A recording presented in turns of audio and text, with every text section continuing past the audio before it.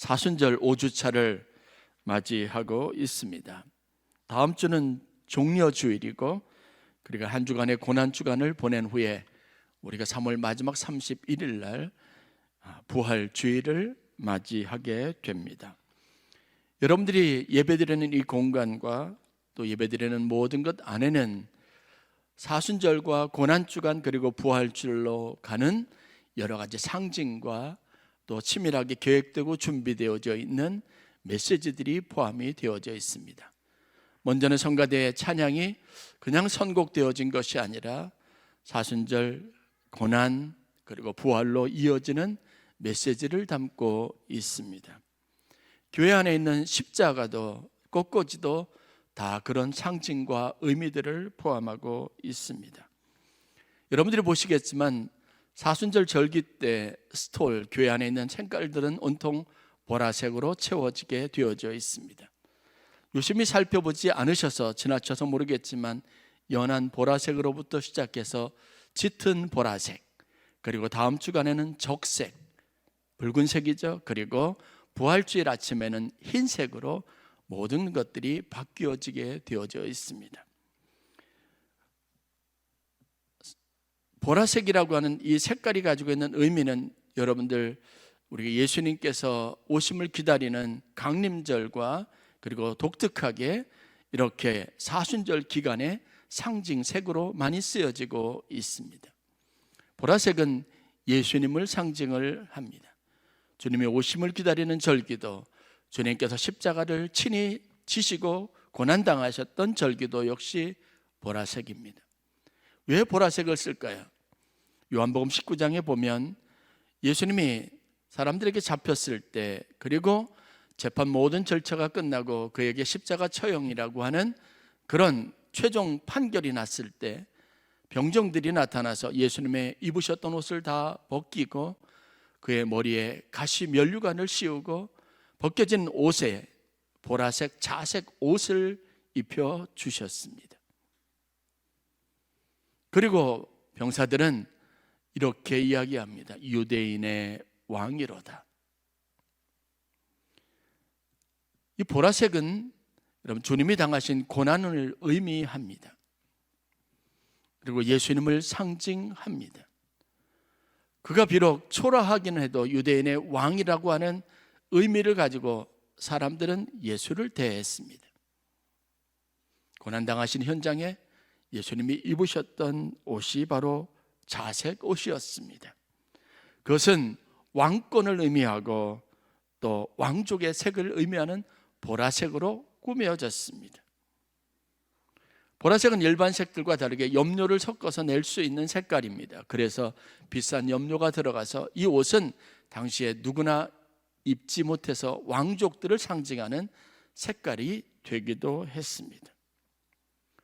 고난주간에 예수님이 입으셨던 이 보라색, 그에게 입혀졌던 자색 옷은 더 짙어지고 붉어지면 피를 상징하는 색깔로 변화되기도 합니다. 교회 안에 있는 십자가는 교회를 상징하고 보증하는 마크가 됩니다. 그래서 여러분들에게 십자가를 많이 노출하려고 합니다. 오늘 꽃꽂이에도 보면 그냥 꽃꽂이가 아니라 여러분 자세히 보면 꽃꽂이를 하시는 권사님에게 제가 물었더니 여기 있는 가지들이 전부 다 꺾여 있습니다. 예수님의 마지막 인간적인 열정, 인간적인 생각, 그것이 다 꺾여지는 메시지를 포함하고 있습니다. 십자가를 여러분 최소한 그냥 스크린 때문에 여러분들이 도움을 받기 위해서 저희가 여기 예배 연론 관련된 순서들이나 찬양들이 여러분들과 함께 나누기 위한 목적으로 사용되지만 설교 시간이 되면 항상 십자가를 노출합니다. 여러분들이 듣는 메시지, 말씀의 가치만큼 십자가가 주는 의미들이 여러분들에게 충분한 신앙적인 의미를 부여하기 때문에 그렇습니다. 십자가는 그 자체가 고난의 의미를 가지고 있지만 십자가는 죽음을 이긴 영광을 상징하기도 합니다. 여러분 성경에 나와 있는 예수님의 고난에 임박했을 때, 십자가를 지셨을 때, 십자가 위에서 그리고 부활하셨을 때 예수님의 마음과 생각에는 항상 무엇이 있었냐면 예수께서 제자들에게 말씀하셨습니다. 인자가 3일 부하 고난을 당하셨다가 3일 후에 다시 살아나리라. 다시 말해서 예수님이 십자가를 지시고 사람들에게 채찍을 맞는 순간에도 예수님은 2일 후에 있을 부활을 마음에 두셨습니다. 십자가를 통해서 우리는 오욕과 치욕과 고난과 아픔과 고통스러움과 상처를 묵상하지만 동시에 우리는 십자가를 통해서 위대하게 아름답게 다시 살아날 부활을 생각해야 합니다.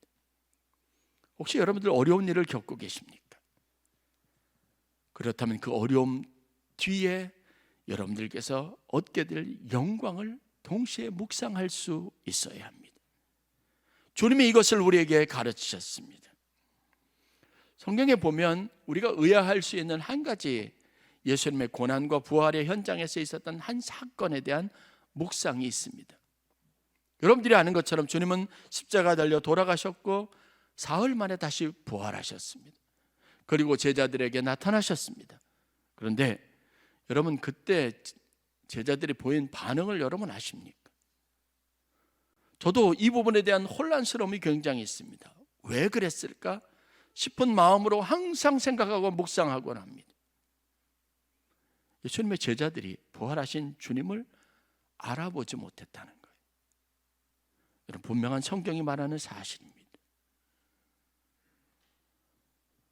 많은 사람들은 얼굴의 모양이 달라졌을까, 영적인 것이라서 그냥 사람이 쉽게 구분할 수 없는 모습이기 때문에 그런 것은 아닐까, 여러 가지 다양한 추론을 하지만, 그러나 분명한 것은 주님은 주님이셨고 그들 앞에 사람의 육체를 가지고 다시 살아나시고 그들에게 보이셨습니다. 그런데 제자들이 알아보지 못했습니다. 엠마오로 가는 제자들은 한참을 같이 걸었으면서도, 대화를 나누면서도 그분이 예수님이신 줄 몰랐습니다. 제자들이 호들갑을 떨면서 주님이 다시 살아나셨다고 말했을 때, 처음 맞이했을 때 그들은 예수님이 그 현장에 있었을 때도 그 사실을 받아들이지 못했습니다. 믿지 않았습니다. 도마는 심지어는 다른 제자들이 그 첫 번째 부활을 목격하지 못한 이후에 예수님이 부활하셨다는 제자들의 한결같은 목소리도 믿지 못했고, 자기 앞에 나타난 예수님도 믿지 못했습니다. 여러분, 신앙은 이런 차원을 가지고 있는 것 같아요. 여러분들이 믿기로 믿음에 대한 호기심을 가지고 모든 일들을 바라보지 않는 한, 하나님이 여러분들 가운데 수천 수백 가지의 기적을 행하셔서도 여러분들은 그것을 하나님이 역사하시는 현장으로 받아들이거나 경험하지 못한다는 걸 알아야 합니다. 믿음의 호기심을 가지고 영적 사건으로 보아야 그때 비로소 주님이 살아나셨고 우리와 함께 하셨다는 것을 알 수 있습니다. 주위에 많은 사람이 나는 주님을 만났다라고 말해도 여러분들이 그런 믿음의 호기심과 믿음의 마음을 가지고 보지 않으면 그것은 영원히 남의 이야기인 겁니다. 그런데 주님께서 자신이 부활하셨다고 하는 것을 제자들에게 확인시켜주는 한 가지 뚜렷한 증거가 있었습니다. 그들에게 증명해 보이신 것이 있는데, 여러분, 그게 뭔지 아십니까? 아이러니하게도 가장 수치스럽다고 여겼던 예수님의 손바닥에 났던 못자국과 옆구리의 창자국이었습니다. 저는 이것을 생각하면서 굉장히 많은 풍성한 묵상들을 나눕니다. 가장 수치스럽다고 얘기했고 가장 고통스럽다고 했던 그 상처가, 그 스카, 주님의 몸 안에 났던 죽음에 이르도록 했던 그 상처가 그분이 주님이시라는 것을 증명하는 수단이 된 겁니다. 여러분의 인생에 가장 힘들고 어려운 고난의 순간이 하나님이 살아계시다는 증거가 될 수 있다는 걸, 그래서 우리에게는 명예스럽고 내 살아계신 하나님이 나와 함께 하신다는 증거가 된다는 생각을 여러분 충분히 가질 만한 겁니다. 손과 옆구리에 난 상처가 가장 불명예스러운 것이 하나님의 영광을 드러내고 주님의 살아나심을, 부활을 증거하는 가장 확실한 증거가 되었다는 이 성경의 오묘하고 깊은 진리를 여러분들이 깨달으시기를 바랍니다. 여러분들의 삶에 있는 정말 지독하게 어려운 문제, 괴로움이 여러분들이 하나님과 교제할 수 있게 하는 장을 만들어줘요. 하나님 앞에 육체의 삶이 아니라 더 나은 본향을 바라볼 수 있는 믿음을 가져다 주는 거죠. 이것이 십자가의 신비입니다. 그래서 어렵고 힘들더라도 우리는 영적인 차원을 항상 생각할 수 있게 됩니다. 바울은 오늘 성경에서 세상에 존재하는 길에 대해서 이야기합니다. 세상을 살아가는 사람들의 태도와 마음에 대해서 이야기합니다. 신앙생활의 차원에 대해서 이야기합니다.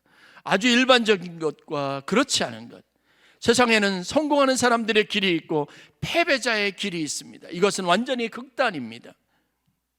이것 아니면 저것, 둘 중에 분명하게 사람들이 알아볼 수 있는 삶이 있습니다. 그런데 바울은 오늘 그것 말고 그리스도인으로서 우리에게 허락된 십자가의 길, 제3의 길이 있다는 사실들을 말합니다. 감옥에 갇히고 매를 맞고 죽을 고생을 다 했어도 우리 믿는 사람들은 그것을 세상 사람들이 루저, 패배자의 모습이라고 해도 우리는 그곳에서 찬송하며 즐거워하며 내게 주신 하나님이 주신 기쁨을 노래할 수 있는 또 다른 차원의 삶이 있다는 것을 이야기합니다. 그래서 그것을 통해서 우리가 하나님의 일꾼됨을 증명하고 그 일을 내가 원했던 것으로 만들 수 있다라고 고백합니다. 고린도 교회 교인들에게 이 차원의 삶에 대해서 말하고 있습니다. 우리가 이 직분이 비방을 받지 않게 하려고 무엇이든지 아무에게도 꺼리끼지 않게 하고 오직 모든 일에 하나님의 일꾼으로 자천하여, 내가 하나님의 일꾼입니다 스스로 인정하고 무엇을 합니까? 많이 견디는 것과 환난과 궁핍과 고난과 매맞음과 갇힘과 난동과 수고로움과 자지 못함과 먹지 못함이라고 말합니다. 내가 원해서 그 일을 한다고 말합니다. 남들이 나에게 가져다주는 궁핍과 고난이 아니라고 말합니다. 그 일이 내게 있어도 내가 하나님의 일꾼으로 스스로 내가 결정하고 선택한 고난의 길이라고 말합니다. 예수님이 십자가의 길이 바울의 인생에 이런 놀라운 묵상을 가져다주고 바울은 자신의 삶을 그렇게 만들어가고 있었던 겁니다. 많이 매를 맞고 감옥에 갇혀도 먹지 못하고 자지 못하는 순간이 오더라도 바울은 오히려 그때를 내 삶의 기회로 삼을, 그래서 그것을 내가 기뻐한다고 고백하고 있습니다. 문제는 우리에게 있는 정체성입니다. 그 상황을 내가 어떻게 받아들이냐의 문제에 있다고 말합니다. 그래서 바울은 이어지는 9절에서 이렇게 말합니다. 우리는 속이는 자 같으나 참되고 무명한 자 같으나 유명한 자여, 사람들이 죽은 자 같다고 여겨지나 우리는 살아있고 징계를 받는 것 같이 사람들은 여길 수 있으나 죽임을 당하지 아니하고 근심하는 자 같이 보일 수 있으나 우리는 항상 기뻐하고 가난한 자 같으나 많은 사람을 부유하게 하고 아무것도 없는 자 같으나 모든 것을 가진 자로다. 쥐뿔도 없고 아무것도 없다고 말하면서 사람들에 대해서 그 마음이 열려지는 것은, 사람들을 돌보는 마음은 도저히 이해가지 않는 수준의 삶을 바울이 살 수 있다라고 말하고 있습니다. 고난을 당하거나 고난이 그의 인생에 찾아오면 오히려 뿌듯하게 여긴다고 말하고 있습니다. 자랑스럽게 여긴 겁니다. 골로새 교회에 바울이 이렇게 편지합니다.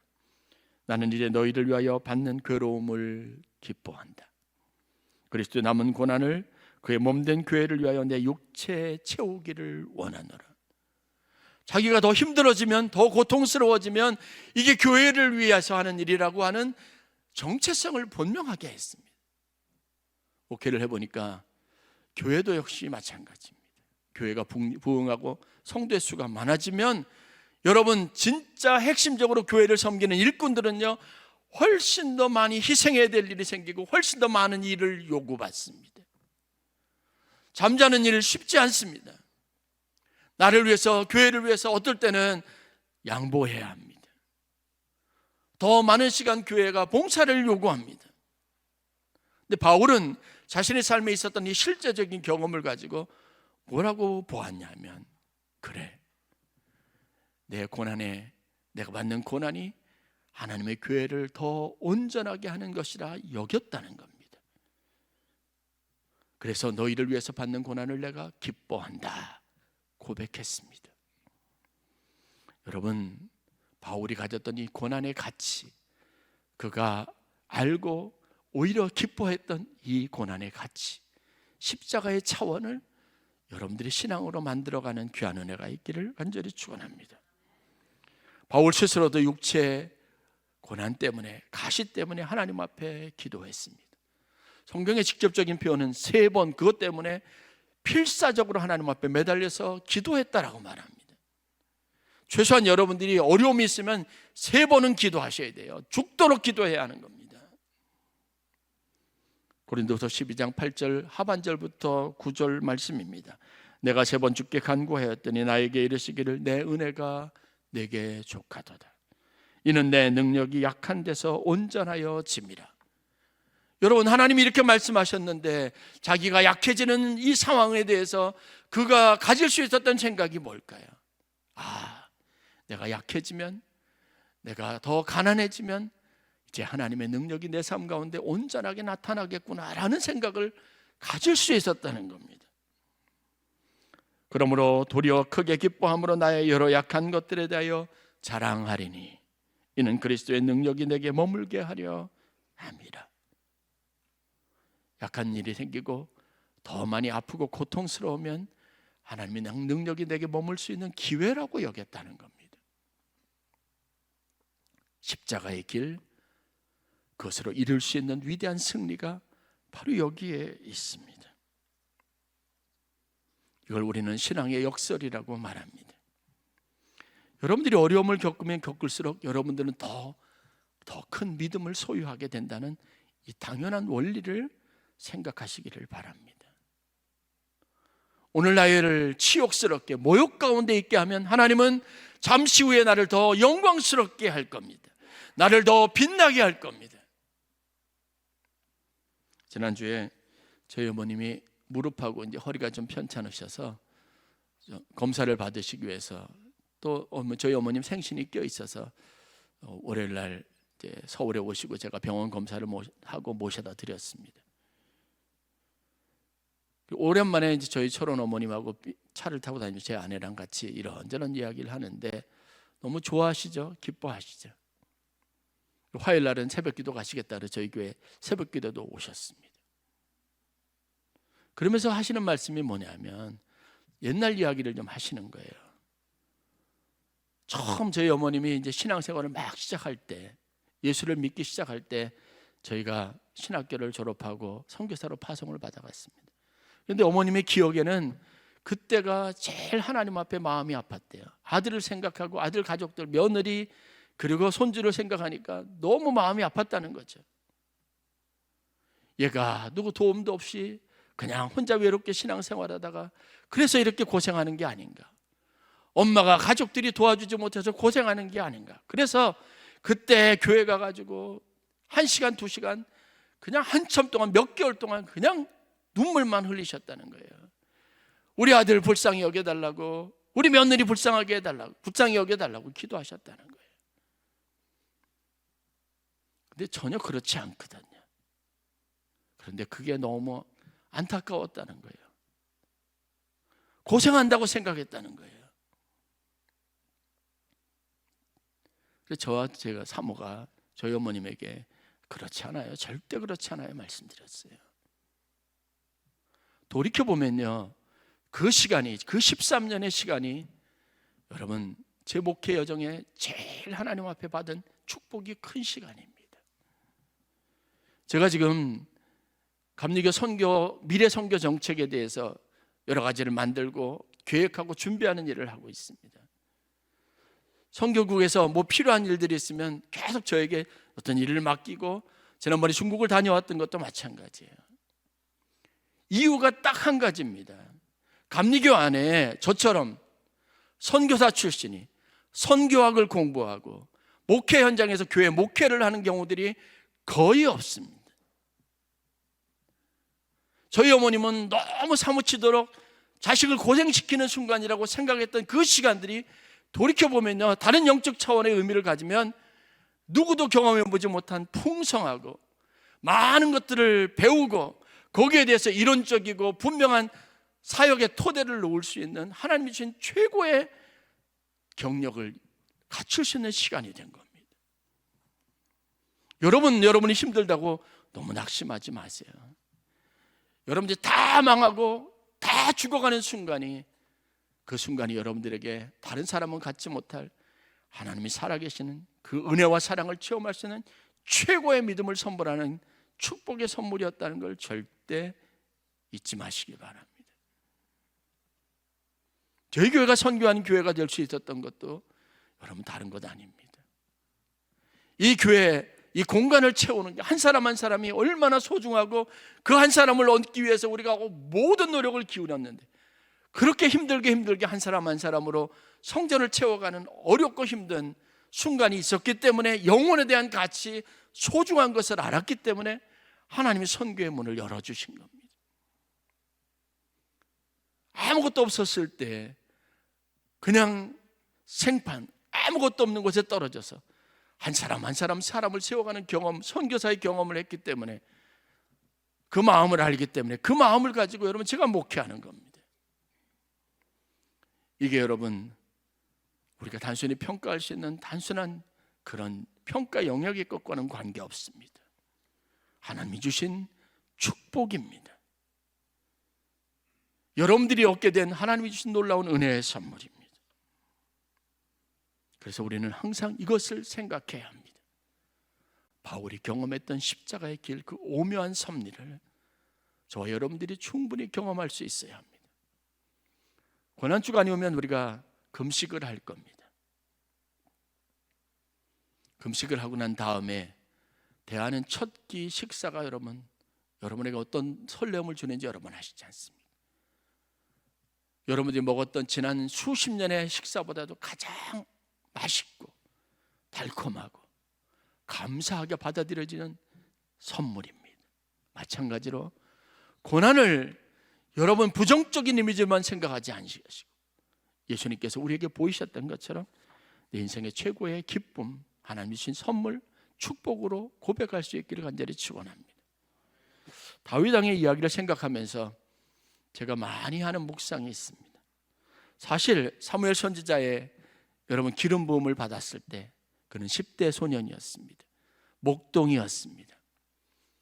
그때 다윗도 그렇고 많은 사람들도 그렇고 심지어는 사무엘 선지자까지 기대한 일은 얼마 안 있으면 그가 이스라엘의 제2대 왕으로 대관식을 할 것을 기대했을 겁니다. 그런데 여러분 생각하는 대로 다윗에게는 그런 일이 일어나지 않았습니다. 정확하게 숫자 계산하면 20년 동안 이스라엘의 왕으로 제대로 대관식을 하기까지 20년 동안 다윗은 온갖 고생을 다 했습니다. 일반적인 상식으로 그는 사무엘의 선지자의 기름 부음을 받았다면 그 다음에 얼마 되지 않은 시간 동안 어느 순간인가 이스라엘의 왕으로 서야 합니다. 화려한 옷을 입고 궁에 들어가서 나라를 다스리는 권세를 가질 수 있어야 합니다. 하나님은 그러나 그것을 허락하지 않았습니다. 그런데 여러분 다른 시각에서 한번 생각해 볼까요? 어느 날 아무도 주목하지 않았던 이새의 집안에, 그것도 막내 아들이, 목동이 왕관을 씌워주고 왕의 화려한 여러분 옷을 입고 예루살렘 궁 안에서 왕노릇한다고 사람이 그들을 왕으로 인정할 수 있겠습니까? 천만에 만만해요. 저 같아도 못합니다. 어느 날 젊은 목사가 여러분이 담임 목사로 선다고 여러분 그것만 자체 그 가지로 아무리 여러분들이 목사로서 존경하고 존중하고 아멘 해야 된다고 하지만 여러분 인정할 수 있겠습니까? 리더십을 여러분 따를 수 있겠습니까? 절대 안 되는 거죠. 여러분들이 아는 것처럼 다윗은요 13년 동안 고생하고 그래서 헤브론의 왕이 됐습니다. 왕이 될 때 추대됐습니다. 그가 헤브론의 왕으로 7년 동안 사역하고 일하는 것을 보았습니다. 그랬을 때 예루살렘에 있었던 나머지 지파의 사람들이 다윗을요 열렬히 그들의 왕으로 추대했습니다. 진짜 대관식이죠. 진짜 왕으로 인정해서 무려 20년 만에 이스라엘의 2대 왕으로 제대로 등극하게 된 겁니다. 성경에 무엇이라고 말합니까? 주님께서 십자가에 달려 죽지 않으셨으면, 고난당하지 않으셨으면 하나님이 얼마나 우리를 사랑하셨는지 우리가 그 사랑을 알지 못할 것이라고 말합니다. 그가 십자가에 달려 죽으심으로, 자기의 피를 다 쏟아내심으로 말미암아 우리는 하나님이 우리를 얼마나 사랑하시고 귀하게 존귀하게 여기시는지 알 수 있게 됐다고 말합니다. 여러분에게 고난은, 여러분에게 십자가는 그래서 어렵습니다. 그렇지만 그것은 우리가 생각하는 것만큼 그 이상의 충분한 가치를 가지고 있고, 그것은 마지막에 여러분의 삶을 영광스럽게 합니다. 그래서 저는 그리스도인들을 숨은 능력자라고 생각해서 설교의 제목을 숨은 능력자라고 정해봤습니다. 우리 안에 감춰져 있는 하나님의 능력이 있습니다. 십자가에는 위대한 하나님의 사랑과 그 능력이 있습니다. 그것은 최후에 가져다 줄 위대한 승리를 상징하는 겁니다. 우리에게는 평범함을 넘어 존재하는 하나님의 위대함이 있는 걸 믿으시기를 바랍니다. 견뎌내세요. 이겨내세요. 절대로 지지 마세요. 여러분에게는 숨겨진 능력이 있습니다. 여러분들은 모두가 다 능력자입니다. 그것은 나이에 많고 적음과 상관없습니다. 내게 능력 주시는 자 안에서 내가 모든 것을 할 수 있다. 그게 바울의 이야기가 아니라 바로 우리가 우리의 믿음으로 삼아야 할 것들입니다. 놀랍게도 선한 권능에 감싸여 보호를 받으니 우리는 다가올 일들을 자신 있게 기다립니다. 하나님은 저녁에도 아침에도 우리와 함께하고 그러기에 우리에게 새날을 열어주실 것입니다. 디에트리 본회퍼 목사님의 고백입니다.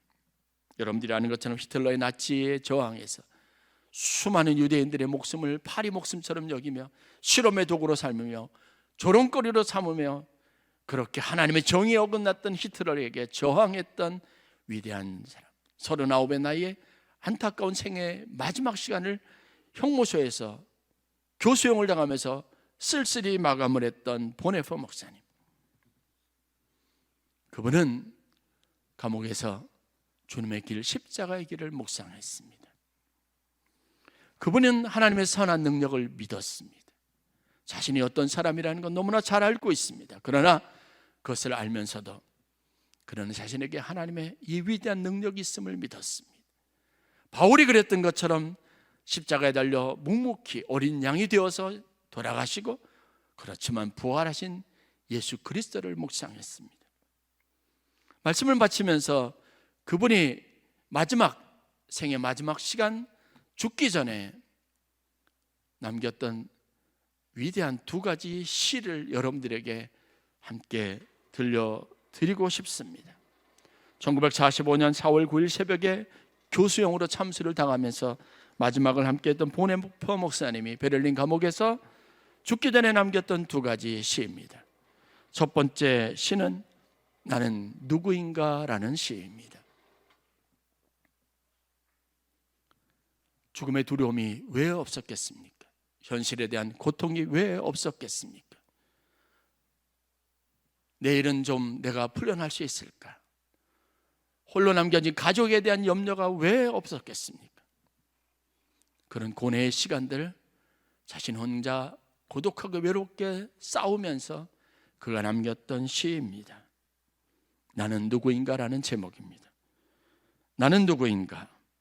남들은 가끔 나더러 말하기를 감방에서 나오는 나의 모습이 어찌 침착하고 명랑하고 확고한지 마치 자기 성에서 나오는 영주와 같다는데, 나는 누구인가?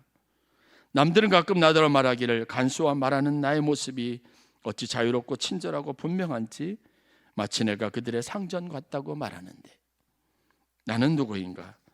남들은 또 나에게 말하기를 불쌍한 하루를 지내는 나의 모습이 어찌 평온하게 웃으며 당당한지 마치 승리만을 아는 투사 같다는데, 남의 말에 내가 참 나인가? 나 스스로 아는 내가 참 나인가? 세상에 든 새처럼 불안하고 그립고 약한 나, 목을 졸린 사람처럼 살고 싶어 몸부림치는 나, 색과 꽃과 새소리에 줄이고 좋은 말 따뜻한 말동무에 목말라 하고 방종과 사소한 굴욕에도 떨며 참지 못하고 석방의 날을 안타깝게 기다리다 지친 나. 친구의 신변을 염려하다 지쳤다. 이제는 기도에도 생각과 일에도 지쳐 공허하게 된 나다. 이별에도 지쳤다. 이것이 내가 아닌가? 나는 누구인가? 이 둘 중 어느 것이 나인가? 오늘은 이 사람이고 내일은 저 사람인가? 이 둘이 동시에 나인가? 남 앞에선 허세, 자신 앞에선 한없이 불쌍하고 약한 나인가? 이미 결정된 승리 앞에서 무질서에 떠는 패잔병에 비교할 것인가? 나는 누구인가? 이 적막한 물음은 나를 끝없이 희롱한다. 내가 누구이든 나를 아는 이는 오직 당신뿐. 나는 당신의 것입니다. 오 하나님. 그가 얼마나 많은 고뇌와 고난, 자기와의 자신과의 싸움을 했는지를 잘 보여주는 겁니다. 그 다음에 시는 선한 능력으로라는 시입니다. 성탄절을 앞두고 가족들이 너무 그리워서 가족들에게, 사랑하는 아내에게 작은 편지를 씁니다. 그리고 안부를 전합니다. 나는 잘 지내고 있어. 염려하지 마시오. 그리고 가족들의 평안을 위해서 기도하면서 거기에 다음과 같은 시를 써서 보냅니다. 성탄시로 알려져 있지만 보네포 목사님이 남긴 마지막 시였습니다. 선한 능력으로 신실하신 주님의 팔에 고요히 둘러싸인 보호와 위로 놀라워라. 오늘도 나는 억새처럼 함께 살며 활짝 열린 가슴으로 새로운 해를 맞이려 합니다. 지나간 날들 우리 마음 괴롭히며 악한 날들 무거운 짐 되어 누를지라도 주여 간절하게 구하는 영혼에 이미 예비하신 구원을 주소서. 쓰디쓴 무거운 고난의 잔 넘치도록 채워서 주실지라도 당신의 선하신 사랑의 손에서 두려움 없이 감사하며 그 잔 받으렵니다. 그러나 이 세상의 기쁨, 눈부신 햇살 바라보는 기쁨 다시 한 번만 주어진다면 지나간 날들 기억하며 나의 삶 당신께 온전히 드리렵니다. 어둠 속에서 가져오신 당신의 촛불 밝고 따뜻하게 타오르게 하시며 생명의 빛 칠흑 같은 밤에도 빛을 발하니 우리로 다시 하나 되게 하소서. 우리 가운데 깊은 고요가 임하며 보이지 않는 주님 나라 확장되어 갈 때 모든 주님의 자녀들 목소리 높여 찬양하는 그 우렁찬 소리 듣게 하소서. 주님의 강한 팔에 안겨있는 놀라운 평화여, 낮이나 밤이나 우리와 함께 하시는 하나님은 다가올 모든 날에도 변함없으시니 무슨 일 닥쳐올지라도 확신 있게 맞이하렵니다.